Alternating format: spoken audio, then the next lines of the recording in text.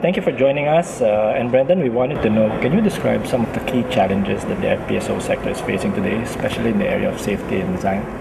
Yes, I mean, safety and design for FPSOs, one of the key issues is in relation to response to fire. Typical FPSOs, oil-based, and so if we have a fire, it's going to have a lot of smoke. And for majority of FPSOs, unless they're spread moored, if they're single point moored, they'll be weather vaning until the smoke will tend to go towards the accommodation at the rear. And then that can create problems for smoke logging and intake into the accommodation, and also for access to lifeboats.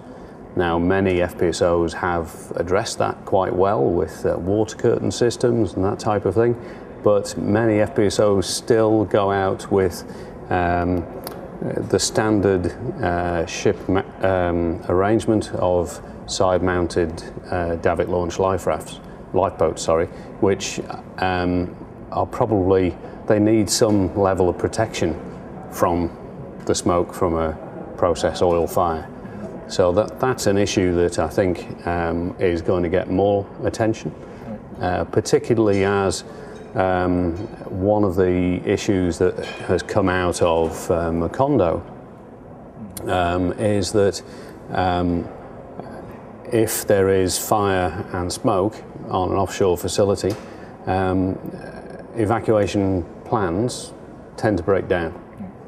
And that's not anything new. That was seen in Piper Alpha, it was seen in Mumbai High, it's been seen on virtually any facility fire, and yet we still haven't got it right. So that issue applies to fixed facilities as much as it does to floating facilities. But FPSOs, I think, have managed to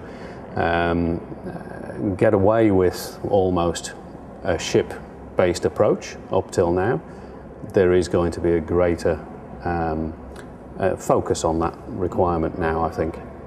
Now, given the safety challenges as a backdrop, what interesting technologies or innovations do you see in the field lately, and how do you think it will impact the industry?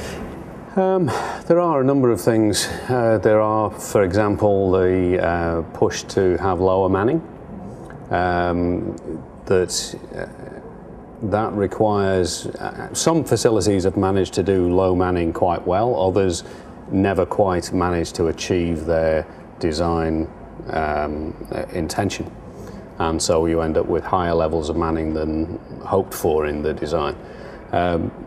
That's largely been done with things like wellhead platforms and so on, but now there has been a move towards more complex platforms, and the Angel platform from Woodside in Northwest Shelf, Australia is a good example of that. And there are discussions going on in various parts of the world at looking at applying that kind of technology to FPSO topsides with a view to reducing the amount of crew that you need on the FPSO. For places like Northwest Shelf Australia, where you need to have a disconnectable FPSO, you're still going to need a marine crew.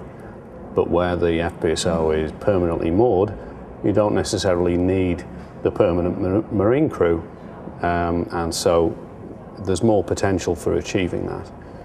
One of the other areas of technology which is perhaps allied to that is in the application of safety integrity level analysis. That is becoming much more of an expectation for offshore projects, and certainly for FPSOs it's an area where improvements can be made. So applying a layer of protection analysis as part of the IEC 61508, 61511 standard is something that we're seeing increasingly done on the bigger projects, and that's starting to filter down to the smaller and FPSO-based projects, and also it's becoming an expectation from the regulators. One of the things that can do is it can actually help you achieve a greater level of reliability.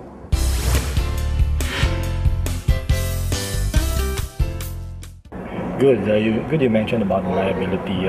In your opinion, will improved safety deliver You mentioned reliability, at the same time productivity and availability. Can you talk about the dynamics involved? Yeah, the SIL technology, SIL analysis, that's basically risk-based design, and it helps you achieve a level of instrumentation and reliability in instrumentation that is appropriate to the risk. And that risk can be measured as risk to personnel, risk to the environment, risk to production, risk to business. So by applying that technology, you end up with a facility which is inherently safer, but is also more reliable and gives you better production outcomes. So I think that that is a very important area which will be embraced by the FPSO community. Now let's talk about the larger role that the region is playing, particularly the Asia. What kind of role do you think Asia would be playing in the future development of the industry?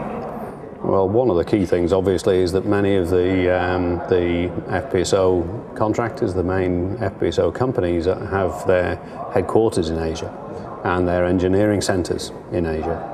And so there's no doubt that Asia will continue to play, from that side of things, a very important role in FPSOs worldwide.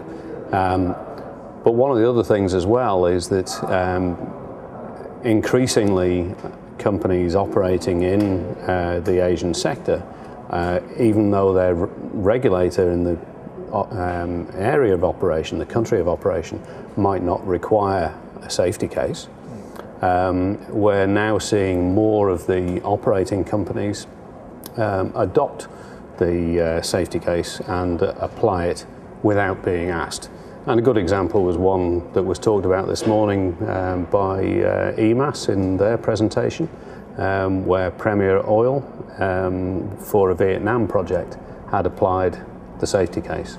And they felt they achieved many benefits from it, in improved quality of the facility, and again going back to the reliability and productivity afterwards. Now, looking ahead, how will you see the FPS sector evolving in the next couple of years?